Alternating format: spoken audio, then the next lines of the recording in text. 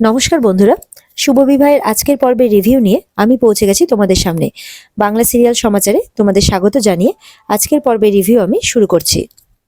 এদিকে সুধা তো ধরেছে ফন্টেকে, বলে সত্যি করে বলো তুমি দোয়েলকে কোথায় নিয়ে যাচ্ছ। বলে দোয়েলকে আমি পছন্দ করি ঠিকই, ওকে আমি বিয়েও করতে চাই ঠিকই, কিন্তু যখনই বিয়ের কথা বলি ও আমাকে এড়িয়ে যায়, অনলাইন থাকে কিন্তু আমাকে রিপ্লাই করে না। ওর জন্য আমি কত কি করেছি, ওকে সোনার চেন গড়িয়ে দিয়েছি, ওকে কত কত গিফট দিয়েছি। এগুলো শুনে তো সুধা অবাক হয়ে যায়। আর ফন্টে বলে তাহলে ও আমাকে ঠকিয়েছে। ঝিনুক বলে শুধু তোমাকেই নয় ফন্টেদা, ও সমুদ্রকেও ঠকিয়েছে। তখন সুধা বলে ওর বিয়ে কিছুতেই হতে দেওয়া যাবে না। এদিকে ইমন বেরিয়ে এসে ফন্টেকে বলে বিয়েটা হয়ে গেলে জমে যায় বলো। ফন্টে তো আছে নিজের তালে, বলে আমাকে ঠকিয়ে সমুদ্রকে বিয়ে করাচ্ছি বিয়ে। নিজের দলবলকে বলে 13 মিনিটের মধ্যে পুরনো জগদ্ধাত্রী মন্দিরে আসতে, আজকে তোদের বসের ইজ্জতের সওয়াল আছে, এরকম করে বলে ফন্টে আর কি। এদিকে তো শখ পেয়ে ঠাম্মি পুরো অজ্ঞান হয়ে গেছে, তার জ্ঞান কিছুতেই ফেরে না। সবাই জলের ছিটা দিচ্ছে, কত কি করছে, কিন্তু কিছুতেই কিছু হয় না। তেজের বাবা এদিকে ডক্টর নিয়ে আসেন। এদিকে তো ডাক্তার এসে সবাইকে বলে এত ভিড় কেন করে রেখেছেন, ঘরকে খালি করুন। মেচকা বলে আমি থাকি, বলে ঠিক আছে আপনি থাকুন, বাকিরা যান। বাকিরা বাইরে বেরায়, ঠাম্মির জন্য চিন্তা করে। তখন মেজমা বলে সবকিছু সমুদ্রের জন্য হলো। তরিতা বলে এখন বলে কি হবে, আপনার ছেলের রাস্তা যদি আপনি আগে টানতেন তাহলে তো এই দিনটা দেখতেই হতো না। এদিকে জ্যোৎস্না বলে ঠাম্মি এত তাড়াতাড়ি ভেঙে পড়ার মানুষ তো নন। তেজের বাবা তখন বলেন একটা কথা ভুলে যাস না যমুনা। তখন তেজের মা বলে উফ যমুনা নয় জ্যোৎস্না। তেজের বাবা বলে ঠিক আছে ঠিক আছে, দেখ মায়ের তো বয়স হয়েছে, এই বয়সে এত বড় একটা শখ মা নিতে পারে নাকি। আমি তেজকে ফোন করে দিয়েছি, তেজ এক্ষুনি চলে আসবে। এদিকে তেজ চলেও আসে। তেজ দৌড়ে ঠাম্মির কাছে যায়, ঠাম্মিকে ডাকতে থাকে। কিছুক্ষণ পর দেখা যায় ঠাম্মির জ্ঞান ফিরে বলে তেজ দাদু ভাই আমি মনে হয় বেশি দিন আর বাঁচবো না। বলে তোমার কিচ্ছু হবে না ঠাম্মি, ডাক্তার এসছেন চিকিৎসা করছেন। তেজ বলে। ইমনের মা এদিকে মেচকার কাছে এসে বলে উনি কি এবার সত্যি সত্যি যাবেন নাকি। বলে আপনার কি অত সহজে মনে হয় যে আমার মা অত সহজে চলে যাবেন সবাইকে শান্তি দিয়ে। উনি সবার শান্তিটা হালকা নষ্ট করে একটু অভিনয় করছেন আর কি। এটা শুনে তো ইমনের মা একটু অবাক হয়ে যায়। এদিকে তো সুধার জেঠিমা পুরো মন্দির সাজিয়ে মেয়েকে সাজিয়ে পুরো রেডি বিয়ে দেওয়ার জন্য। বলে যে তোর বিয়েটা বোধহয় কোনো মরুভূমি বা নির্জন জায়গায় নিয়ে গিয়ে দিলেই ভালো হতো, ওই সুধার নজর এড়াতে। তখন দোয়েল বলে মা বিয়েটা হয়ে যাওয়ার পর সমুদ্র তো জানতেই পারবে আমি ঝিনুক নই, তখন কি হবে। বলে তুই তো বলেছিলি ওই বাড়িতে ডিভোর্স হয় না, তো সমুদ্র তোকে মানতে বাধ্য হবে। তারপর যদি না মানে তারপর আমি মহিলা কমিশনকে ডাকবো, সবকটা পরিবারে একদম টুটি চিপে ধরবে। এই নিয়ে হাসাহাসি করতে থাকে তারা। তখন সেখানে চলে আসে সমুদ্র। সমুদ্র বলে যে ঝিনুক, ঝিনুক বলে একটু ডেকে ওঠা একটু আশ্চর্য হয়, কারণ তখনই জেঠিমা মুখটা ঢেকে দেয় তার মেয়ের। এদিকে তো ঠাম্মি নাটক করতে থাকে, আমার সমস্ত শিক্ষা দীক্ষা সব শেষ হয়ে গেল। তখন মানে তেজ বলে না না কোনো কিছু শেষ হয়নি তোমার ঠাম্মি, তুমি দেখো সমুদ্র ঠিক চলে আসবে, আর আসার পর তুমি ওর যার সাথে ইচ্ছে তুমি তার সাথে ওকে বিয়ে দিয়ে দিও, ও কিচ্ছু বলবে না। এটা শুনে তো জ্যোৎস্না তেজের মা আরো বাকি বাড়ির সবাইটা একটু অবাক হয় যে এটা তেজ কি বলছে। ঠাম্মি এবার মনে মনে বলে জানতাম কান টানলে মাথাটা ঠিক আসবে, এই তেজ দাদুভাই আর সুধা মিলে আমার সমুদ্র দাদুভাইকে ভাগিয়েছে, তারাই এই নাটকে ওকে বাড়িতে ফিরিয়ে আনতে বাধ্য হবে। মানে ঠাম্মি এতক্ষণ ধরে যা কিছু করেছেন সবই মিথ্যে, সবই নাটক। বলে আমার সঙ্গে পাল্লা দিয়ে ওরা কেউ পারবে না, কারণ আমি কাননবালা দেবী। এদিকে সমুদ্র বলছে যে ও ঘুমটা দিয়ে আছে কেন, আর আপনি এখানে, আপনি আমাদের বিয়ের ব্যাপারটা সবটা জানেন। বলে আমাদের বাড়ির মেয়ের বিয়ে আর আমরা জানবো না। ও ঘুমটা দিয়ে আছে কারণ ফন্টের গুন্ডারা যদি চলে আসে ওকে যাতে দেখতে না পায় সেই কারণে। এরপর পুরোহিত মশাই আসে, বলে এটা হচ্ছে আমাদের পুরোহিত মশাই, খুব তাড়াতাড়ি দেখবে চোখের নিমেষ পড়তে একদম বিয়ে দিয়ে দেবে। এরপরে জেঠিমা টানা হেঁচড়া করে একদম তাদেরকে পিড়িতে বসিয়ে দেয়, যেন খুব তাড়াহুড়ো জেঠিমার। পুরোহিত মশাই বলে বাবারে বাবা বিয়ের জন্য এত তাড়াহুড়ো জন্মে দেখিনি। সমুদ্র বলে সবকিছু যেন কেমন গোলমালে লাগছে, আমার কেন জানি মনে হচ্ছে এই ঝিনুক তো, কারণ পারফিউমের গন্ধটা এত জোরালো বলে মনে হচ্ছে, কেমন একটা উল্টোপাল্টা বলে মনে হচ্ছে আমার। সন্দেহ করতে থাকে সমুদ্র। সমুদ্র ঝিনুককে বলে চলো আমরা বসু মল্লিক পরিবারে যাই, এইভাবে বিয়ে করাটা অন্যায় হচ্ছে, আমরা গিয়ে ওখানে সবাইকে সবটা সত্যি কথা বলি। এরপরে যখন ঝিনুক ভেবে দোয়েলের হাতটা ধরে, দোয়েল হাতটা ছিটকে নেয়, মাথা নাড়িয়ে বলে না। সমুদ্র তো অবাক হয়, জেঠিমা তো হাত জোর করে তখন রিকোয়েস্ট করতে থাকে। জেঠিমা বলে তুমি ঝটপট বিয়েটা করে নাও বাবা, আর কাউকে বলার চেষ্টা করো না, কারণ ওখানে তোমার বাড়িতে কাননবালা দেবী এটা কখনো মেনে নেবেন না। সমুদ্র বলে হ্যাঁ ফন্টের সাথে ঝিনুকের বিয়েটা আমি দিতে চাই না, এটা ঠিকই, কিন্তু এইভাবে দাদা বৌদিকে না বলে আমি এইভাবে বিয়ে করতে একদম আমার মন চাইছে না। এদিকে তো সমুদ্র চিন্তা করতে করতে বলে যে ঠিক আছে আমি ঝিনুককে বাঁচাবো, আর ঝিনুককে বাঁচাতে ঝিনুক যদি চায় তাহলে আমি ওকে এই বিয়েটা করব। এই বলে তো জেঠিমা একদম তড়ি ঘড়ি করে তাদের বিয়ে দিতে শুরু করে দেয়, এই মালা বদল শুরু হয়ে যায়, এই সাত পাক ঘুরতে শুরু হয়ে যায়। এদিকে তো মিস্টার বসু মল্লিককে ফোন করছে সুধা যে ঠাম্মি ঠিক আছে কিনা। তখন তেজ বলে যে ঠাম্মির অবস্থা ভালো নয়, আপনি তাড়াতাড়ি সমুদ্রকে নিয়ে আসুন, নাহলে ঠাম্মিকে বাঁচানো যাবে না। আর ঠাম্মি কিন্তু সবটাই শুনছে। সুধা বলে আপনি চিন্তা করবেন না, আমরা মন্দিরের কাছাকাছি পৌঁছে গেছি, যে করেই হোক 0.5 ঘন্টার মধ্যে সমুদ্রকে নিয়ে আমরা আসছি।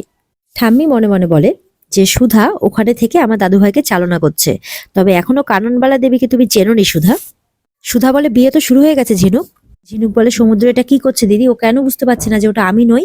এদিকে ফন্টেও এসছে ওদের সাথে। ফন্টে বলে এটা তুমি ঠিক করছো না দোয়েল, আমাকে ঠকিয়ে তুমি সমুদ্রকে বিয়ে করছো। এদিকে তো সুধার ফোন বেজে ওঠে, সুধা তাড়াতাড়ি করে সাইলেন্ট করার চেষ্টা করছে। জেঠিমা তখন বলে এখানে কেউ নেই তো, তাহলে কার ফোন বাজছে। ফন্টে বলে তুমি ফোনটা রিসিভ করো, আমি গিয়ে দেখছি, আমি বিয়েটা একদম কিছুতেই হতে দেবো না। তখন সুধা বলে একদম তুমি যাবে না। ঝিনুক বলে আমাদেরকে যেতে দে, আমরা গিয়ে একদম একটা বাওয়াল করেই ছাড়বো।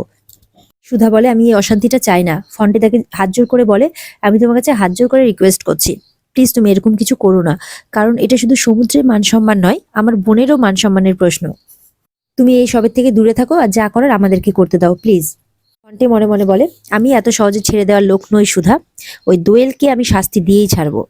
সুধা বলে আমরা যদি এমনি ওখানে যাই তাহলে ওরা অনেক ঝামেলা করার চেষ্টা করবে, সেই জন্য আবেগ দিয়ে নয়, বুদ্ধি দিয়ে কাজ করতে হবে।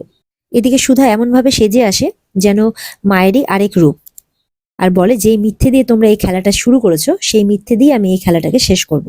সমুদ্র তো জানেই না যে ওর বিয়েটা দোয়েলের সাথে হচ্ছে, একটা মিথ্যে দিয়ে শুরু হওয়া সম্পর্ক কখনো ভালো হতে পারে না। এদিকে ঝিনুকও একই রকম সেজে চলে আসে সুধার মতো। আর এদিকে সমুদ্র ঝিনুককে বলছে, মানে দোয়েলকে ঝিনুক ভেবে, যে এখন ঘোমটাটা কেন দিয়ে রেখেছো, ওটা খুলতে পারো তো, ওটা এখন তো এখানে কেউ নেই। তারপর যখন ঘোমটাটা সরাতে যাবে তখন আবার মুখটা সরিয়ে নেয় দোয়েল। এদিকে জোরের কাপড়টা ঝিনুক আগেই সরিয়ে নেয়, আর সুধা সেখানে আসে অন্যরকম গলা করে বলে জোরের কাপড় ছাড়া বিয়ে হবে কি করে। পুরোহিত মশাই অবাক হয়ে যায় যে আপনি কে। এদিকে দেখা যাচ্ছে সুধাকে যারা বিয়ের দায়িত্ব দিয়েছিল তারা চলে এসেছে সুধার অফিসে, সুধাকে ফোনে না পেয়ে। ঠাম্মি বলে ঠিক আছে আপনি একটু বসুন, সুধা চলে আসবে। এদিকে সুধার দেখা না পেয়ে ওই মহিলা বিয়ের কিছু ডিটেলস আর পাত্রপাত্রীর ছবি দিয়ে চলে যায়। সেই পাত্রের ছবির মধ্যে সুধার আগের বরের ছবিও আছে, কারণ সুধার আগের বরই হচ্ছে পাত্র। গিন্নিমা সেজে আসে, প্রথমে তো চিনতে পারে না পুরোহিত মশাই, তারপর বলে গিন্নি নাকি, বলে চিনতে এত সময় লেগে গেল। বলে জানোই তো তুমি যে আমি চোখে একটু কম দেখি। মানে পুরোহিত মশাই গিন্নি সেজে এসছে।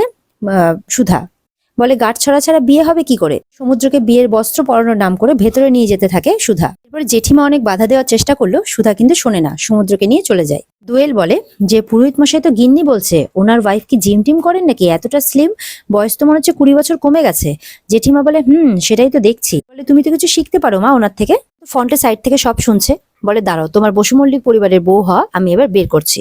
সুধারা সমুদ্রকে নিয়ে চলে যায় পাশে। সমুদ্র তো বলে আপনারা কে বলুন তো, এইভাবে আমার সাথে জোর জবরদস্তি করছেন। কিছুক্ষণ পর দেখে যে ঝিনুককে দেখে তো সমুদ্র অবাক হয়ে যায়, তুমি এখানে, তো ওখানে কে। বলে ওখানে দোয়েলদি, তোমার সাথে জোর করে বিয়ে দেওয়া হচ্ছে। বলে কি তুমি দোয়েলদির সাথে নিজে না বসে আমার সাথে দোয়েলের বিয়ে দিচ্ছ। তখন ঝিনুক বলে এতটা বোকা তুমি। তখন সুধা বলে নিজেদের মধ্যে এত কথা না বাড়িয়ে তাড়াতাড়ি সমুদ্রকে বসু মল্লিক বাড়িতে নিয়ে যা। তখন সুধাকে দেখে বলে বৌদি তুমি এখানে কি করছো। সুধা তো চুপ করে থাকে। এদিকে দেখা যাচ্ছে সত্যি সত্যি পুরোহিত মশাইয়ের গিন্নি এসেছে। বলে আর কতক্ষণ। বলে কি আপনি এখানে, তাহলে একটু আগে কে এসেছিল। পুরোহিত মশাইকে তখন বলে যে উনি তো একটু আগে বলেন উনি ওনার বউ। পুরোহিতের গিন্নি শুনে তো বলে কি তুমি আরেকটা বিয়ে করেছো। এই নিয়ে পুরোহিতের পেছনে পড়ে যায়। তখন দোয়েল বলে আপনি চোখে দেখেন না, কানে তো শুনতে পান। পুরোহিত মশাই বলে আমি কানেও কম শুনি। তখন তো দোয়েলের মাথা ঘুরে, বলে যে মা আমার বর কোথায় গেল।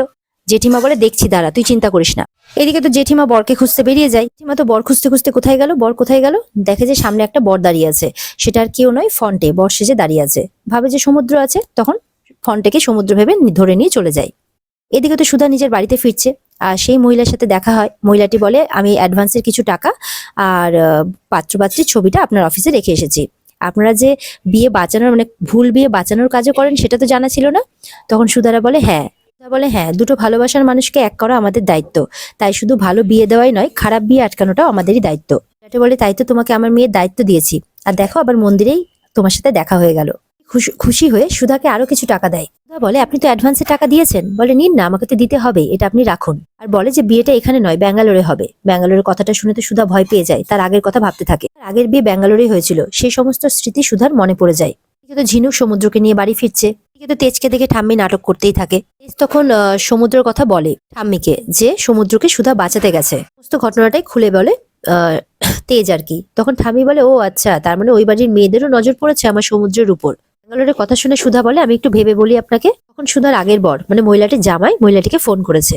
ওনার জামাইয়ের ওনাকে নিতে আসার কথা, উনি আজকে ব্যাঙ্গালোর ফিরছেন। সুধা বলে ও আপনার জামাই নিতে আসছে? বলে হ্যাঁ, খুব ভালো ছেলে। বলে সে তো আপনার মুখের কথা শুনেই বুঝতে পারছি। বলে তোমার সাথেও আলাপ করিয়ে দিব, তুমি তো সব ব্যবস্থা করছো, তোমার সাথে তো আলাপ হওয়াটা খুব জরুরি। সুধা বলে নিশ্চয়ই। সার্থক গাড়ি থেকে নেমে বলে আমার পছন্দের শহর, আমার নিজের শহর কলকাতা। আর এখানে আজকের পর্ব শেষ হয়ে যায়। তো বন্ধুরা, এই ছিল আজকের পর্বের রিভিউ। যদি তোমাদের ভালো লেগে থাকে পর্বকে লাইক, কমেন্ট আর চ্যানেলকে সাবস্ক্রাইব করে দিও। আর এই পর্বের বিস্তারিত দেখতে অবশ্যই স্টার জলসার পর্দায় তোমরা নজর রেখো। আর দেখা হচ্ছে তোমাদের সাথে আগামীকালকে নতুন পর্বের রিভিউ নিয়ে। ততক্ষণ সবাই ভালো থেকো, টাটা।